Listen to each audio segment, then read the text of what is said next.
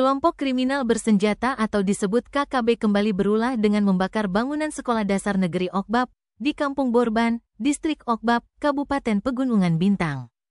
Beruntung tidak ada korban jiwa dalam peristiwa ini.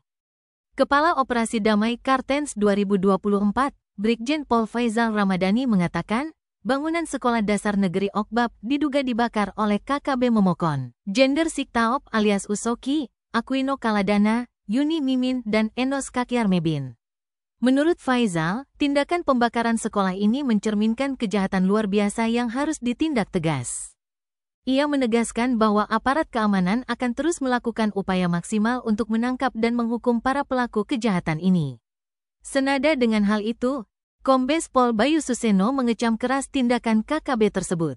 Bayu menambahkan bahwa peristiwa ini tidak hanya merugikan sektor pendidikan, tetapi juga mengganggu ketenangan dan keamanan masyarakat setempat.